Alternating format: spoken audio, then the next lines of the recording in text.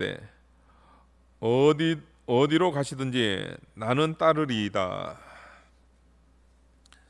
우리 오늘 주님께서 본문 말씀을 통해서 그 예수님을 따르는 제자, 그 제자도의 그 본질에 대해서 이렇게 말씀하고 있습니다. 그러니까 우리가 예수님을 따르는 우리는 그 사도뿐만 아니고 저와 여러분도 다 제자입니다.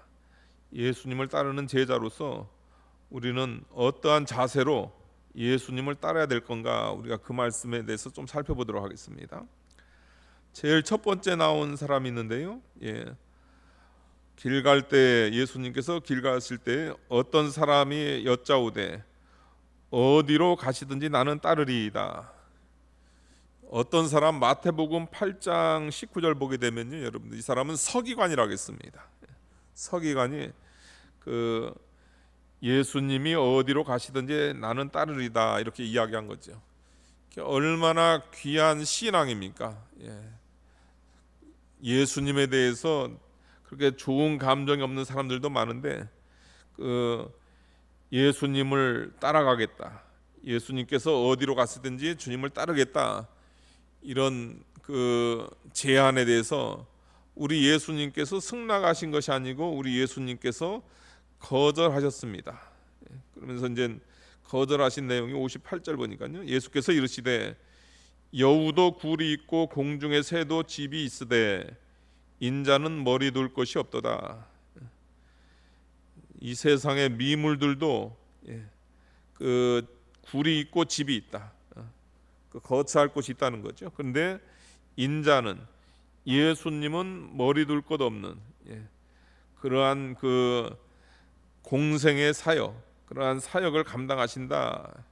그러니까 58절 이 말씀을 통해서 이제 주님께서 그 예수님을 따르겠다고 한 그 서기관에 대해서 이제 주님께서 이제 일종의 그 문제를 지적을 하는 거죠. 이 서기관 같은 경우에는 뭐냐면은 충동적으로, 감정적으로 제가 어디로 가시든지, 예수님께서 어디로 가시든지 예수님을 따르겠습니다 이렇게 이야기했다는 거죠. 딱 보니까 예수님의 공생의 초기 사역이니까요, 우리 예수님의 그 놀라운 가르침, 또 우리 예수님의 그 놀라운 이적, 이런 걸 보면서 사람들이 많이 환영을 해요. 환영을 하고 또 예수님도 대접하고 그런단 말이에요. 그러니까 그 모습이 자기가 서기관으로 이렇게 있을 때 그 모습과 똑같다는 거예요. 그 당시 서기관으로서 그 대접받고 또 사람들이 그 환영하고 그런 모습이 있단 말이에요. 그러니까 이번에 더 유명한 그 예수님을 쫓아가면은 내가 여태까지 누려왔던 그런 대접이라든가 그런 환영, 그거 잘 받을 수 있겠다. 예수님의 상에 앉아서 나는 그 무의도식하면서 잘 그 지낼 수 있겠다, 이런 마음에 어디로 가시든지 나는 예수님을 따르겠습니다 이렇게 충동적으로 이야기를 했다는 거죠. 이 사람이 놓치고 있는 것은 뭐냐면 예수님을 따르는 거, 예수님의 제자로 그 사는 것이 얼마나 힘든 일인가, 그것을 알지 못한다는 거죠. 그러니까 예수님의 제자로 사는 데 있어서는 많은 환난과 또 각자의 몫에 태인 십자가가 있습니다. 십자가의 길이고 환난의 길이고 또 우리 예수님은 머리 둘 곳이 없는 그런 가난의 길이라는 거죠.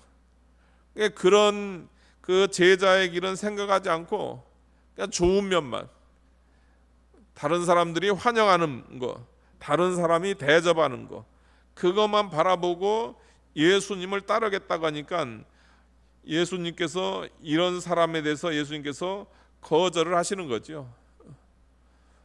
왜냐하면 이렇게 준비되어 있지 않는 상태에서, 다시 말해서 그 희생이라는 것, 그런 걸 고려하지 않는 상태에서 이제 예수님을 따르면요, 처음에는 괜찮아요. 뭐 다른 처음에 출발은 누구나 할 수 있는 거죠. 그러나 이런 사람은 환난을 당하게 되면 어떻게 됩니까? 곧바로 돌아서는 사람입니다. 그러니까 출발 안 한 것만 못해요. 그 예를 보게 되면 어디냐면 사도행전 보게 되면요, 바울과 바나바는 그 예수님의 십자가 부활을 통해서 그 구원의 은혜를 받은 다음에 그 십자가의 도가 너무 귀해서 그 세계 선교, 지금의 터키 지역 선교라든가 아니면 유럽 지역 선교에 큰 사명을 가지고 이렇게 그 일을 감당을 합니다. 그러니까 젊은 마가가 보기에 너무 좋은 거예요. 참 주를 위해서 저렇게 그 선교하고 주를 위해서 저렇게 희생하는 게 참 너무 보기 좋아요. 그래가지고 저도 쫓아가겠습니다 합니다. 그래가지고 1차 선교 여행에 쫓아가요. 1차 선교 여행 쫓아갔는데 그 쫓아가다가 중간에 도망가 버려요. 너무 힘들어가지고. 그러니까 그냥 이상적인 것만 본 거예요. 또 좋은 것만 본 거예요. 가면은 사도 바울이 기적을 행해가지고 사람들이 환영하겠다, 사람들이 좋아하겠다, 그것만 보고서 이제 그가 선교에 동참을 했다가 그 일종의 그 선교에 또 주님의 제자로서의 그 삶에 대한 준비가 없이 시작을 했다가 중간에 그는 돌아가는 거죠. 그 일로 인해 가지고 1차 선교에, 왜냐면 뭐든지 준비를 그 마가가 같이 가는 거를 염두에 두고 준비를 했을 거 아니에요. 근데 그 사람 하나 빠져나가니까 그 많은 지장이 생겼단 말이에요. 그리고 2차 선교 여행 때 바나바 같은 경우에는 참 안 됐지만은 그래도 자기 조카이기도 하고 한 번만 더 기회를 주자 하지만은 사도 바울은 안 된다. 또 데려갔다 또 도망가게 되면 이거 하나님의 일에 많은 지장이 있다 해가지고 그 위대한 두 사도가, 두 하나님의 종들이 갈라서는데 그 문제를 야기한 사람이 바로 누구냐면 마가였다는 거죠. 그러니까 준비 안 된 상태에서, 고난을 염두에 두지 않은 상태에서 그 주님의 일을 시작했을 때 이런 일이 발생한다, 이것을 우리에게 이야기하고 있는 거죠. 그러니까 우리가 주님을 따를 때 크든 작든 사도로서의 큰 환난이 있고 또 성도로서의 또 환난이 있습니다. 그러니까 십자가의 길은 환난을 염두에 두고, 우리가 예수님을 믿는 것은 환난을 염두에 두고 우리가 신앙생활할 때 그 신앙생활 가운데서 우리가 그 뒤돌아서지 않는다, 그것을 우리가 알 수가 있는 겁니다. 그러니까 십자가를 염두에 두지 않은, 고난을 염두에 두지 않은 이 사람에 대해서 주님께서 그 사람을 이제 그런데 사실은 거절한 건 아니에요, 여러분들. 거절한 게 아니고 그 사람이 아직까지 준비가 되지 않았다, 내 마음 자세가 너무 충동적이다, 그것을 이야기하면서 이 길은 그렇게 환영받는 길이 아니고 이 길은 어려운 길이다, 준비된 다음에 주님을 쫓아라, 그런 의미에서 주님께서 이 말씀을 하신 겁니다. 두 번째 사람 보겠습니다. 59절입니다.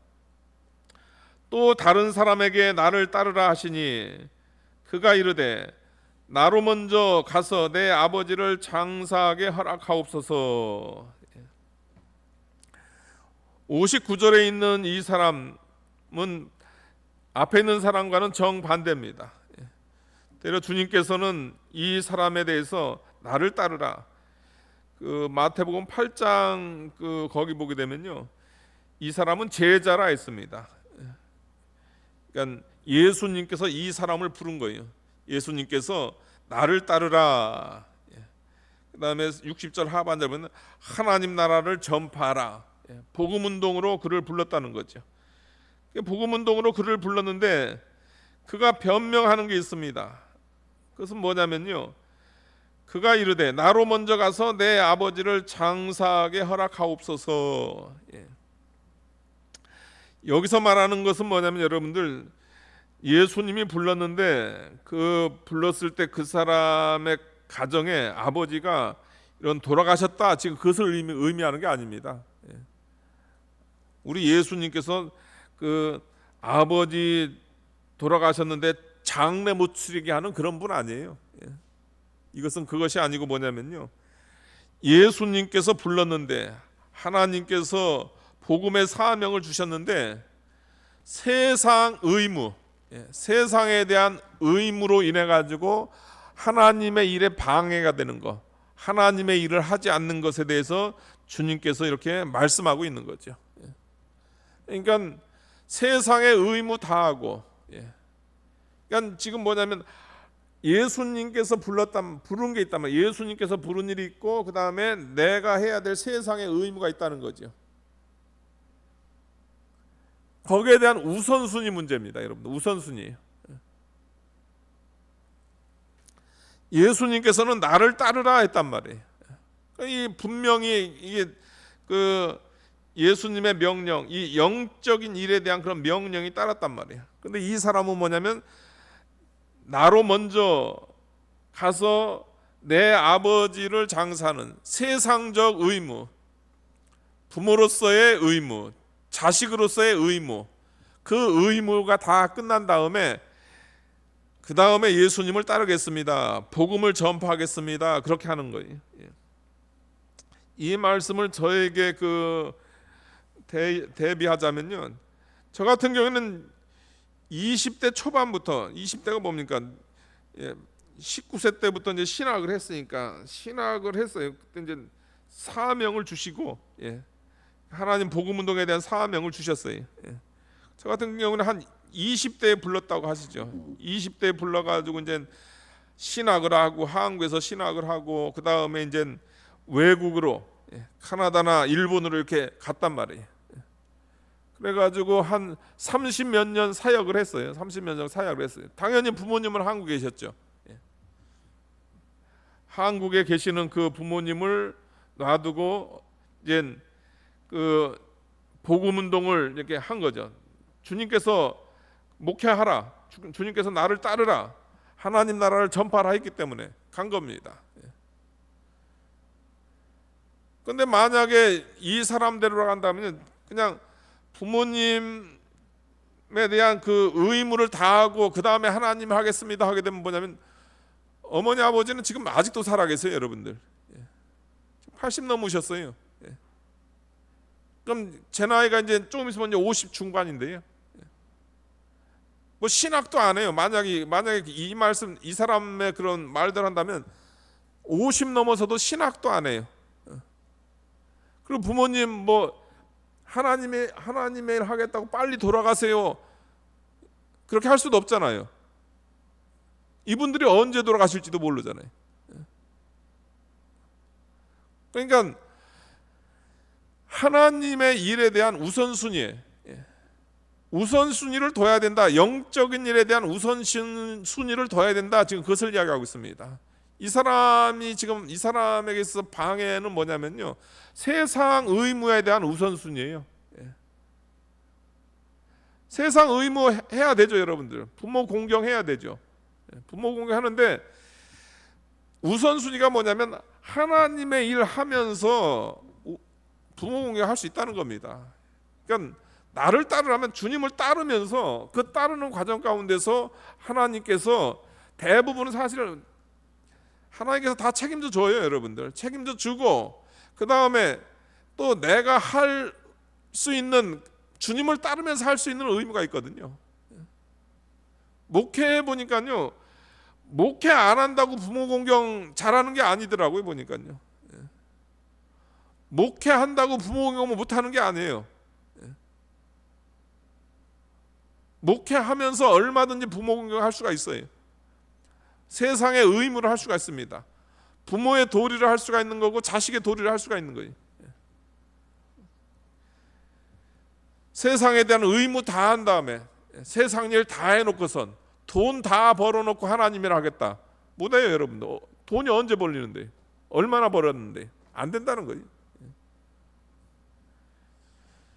예수님께서 나를 따르라 하게 되면 영적인 일에 대해서 우선순위를 두는 겁니다. 우선순위를 두고 하나님의 일을 하는 거죠. 이거는 너무나 중요한 일이기 때문입니다. 하나님 나라를 전파하는 일이에요, 여러분. 생명운동이란 말이에요. 그 생명운동을 세상적 의무로 인해 가지고 방해를 받아서는 안 된다. 지금 그것을 이야기하고 있는 거죠. 60절에 있는 대로요. 죽은 자들로 자기 죽은 자들을 장사하게 하고 너는 가서 하나님 나라를 전파하라. 여기에 대한 여러 가지 해석이 있더라고요. 이병규 목사님 같은 경우에는 죽은 자들로, 영이 죽은 자로 자기의 죽은 자들을 장사하게 하라. 육신이 죽은 자를 장사하게 하라. 그런 뭐 해석도 하긴 하지만 그 해석 가운데 존 칼빈 해석이 제일 낫더라고요. 그러니까 제가 이건 소개시켜 드리겠습니다. 죽은 자들로 저희 죽은 자들을 장사하게 하고, 이 말씀으로 그리스도께서는 장사의 의무를 금한 것이 아니다. 예수님께서 뭐 장례하지 말라 이제 그거 금한 게 아니라는 거, 장례하지 말라 한 게 아니라는 거죠.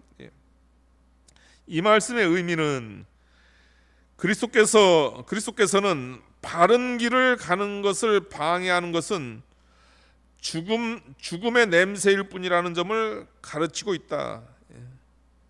예수님께서는 바른 길을 가는 것을 방해하는 것은 죽음의 냄새일 뿐이라는 것을 가르치고 있다. 하나님 나라를 전파하라. 이게 바른 길, 생명길 아닙니까?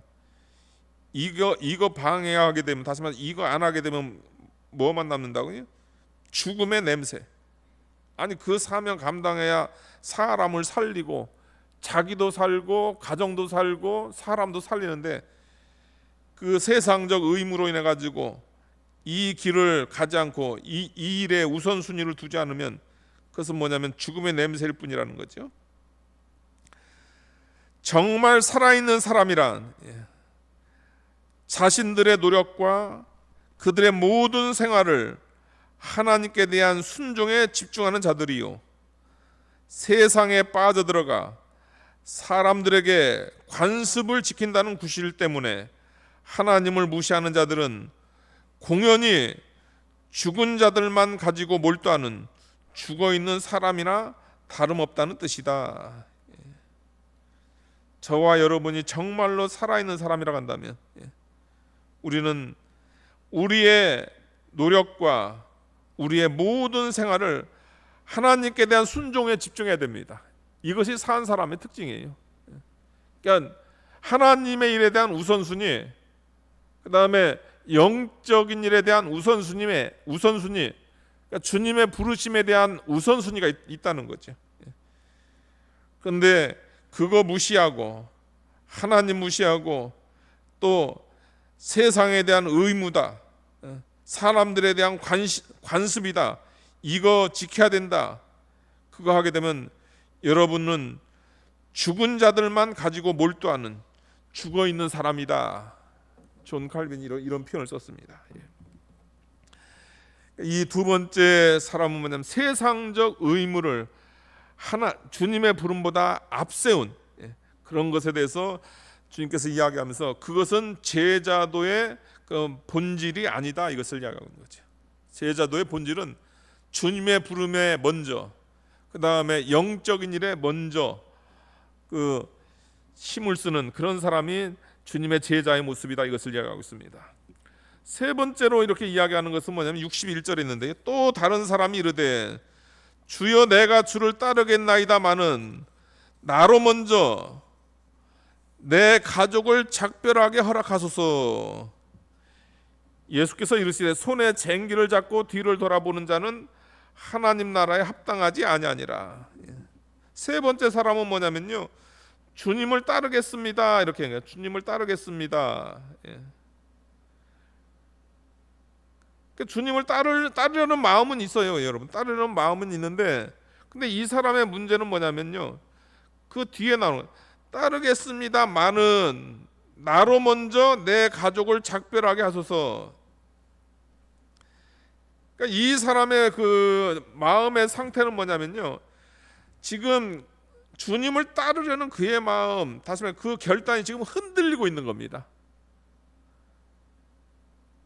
그러니까 주님을 따른다 이거게 되면 그 세상에 대한 미련이 없이, 그 세상에 대한 미련을 완전히 딱 끊고 주님을 쫓는 거예요, 여러분. 주님께만 집중을 하는 거죠. 근데 그게 아니에요. 주님을 따르고 싶은 마음도 있고, 그 다음에 세상에 대한 미련도 있고 그런 거예요. 그러니까 이제 주님께서 그 비유를 하나 드시는 겁니다. 62절 보니까요. 예수께서 이르시되 손에 쟁기를 잡고 뒤를 돌아보는 자는 하나님 나라에 합당하지 아니하니라. 그 당시 이제 농경문화니까요. 그 손에 쟁기를 잡고 뒤를 돌아보는 거. 저는 쟁기는 봤어도 쟁기를 몰아보진 않았어요. 어렸을 때 저도 시골에 가지고 이렇게 앉아서 어른들 이렇게 서로 이렇게 쟁기질하는 건 봤는데 그거 한 번 안 해봤단 말이에요. 근데 뭐 여러분들은 해 보셨을 수도 있겠어요. 근데 손에 쟁기를 잡고 뒤를 돌아보게 되면 일이 제대로 안 되겠죠, 여러분들. 예. 이게 일종의 이랑인가요?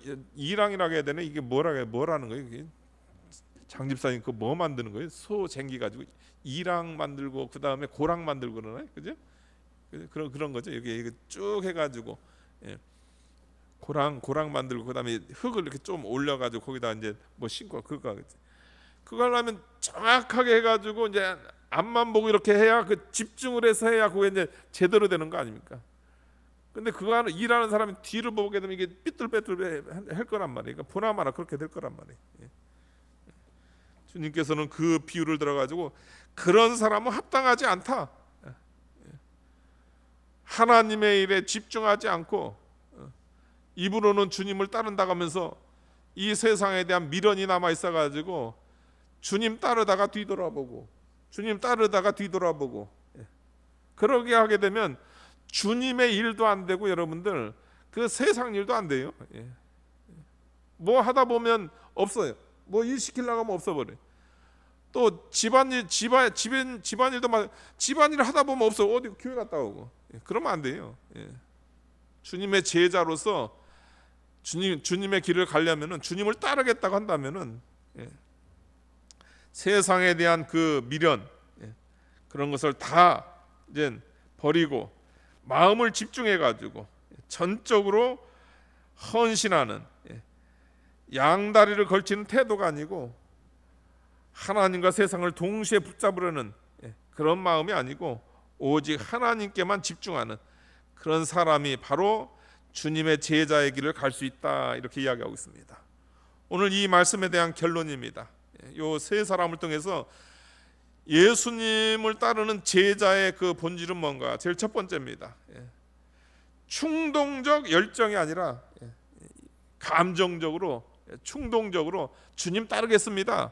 그게 아니고 내가 준비가 돼 있는가, 그것을 자신을 돌아봐야 됩니다. 그리고 이 길은 자기를 부인하는 길입니다. 또 이 길은 고난의 길입니다. 그 고난의 길, 자기를 부인하는 그것을 염두에 두고 이 길을 가야 되는 거죠. 우리의 신앙생활도 마찬가지입니다. 이 길은 이 길 가면 좋겠다. 이 길 가면 대접받겠다. 내가 세상에 나가서 대접 못 받는데 교회라도 가면은 직분이라도 하나 주고, 또 입구에서부터 어서 오세요. 세상 어디라도 나한테 인사하는데 가니까 그냥 앞에서부터 인사해주고, 그런 거 바라보고 올 거면 그건 아니라는 거예요.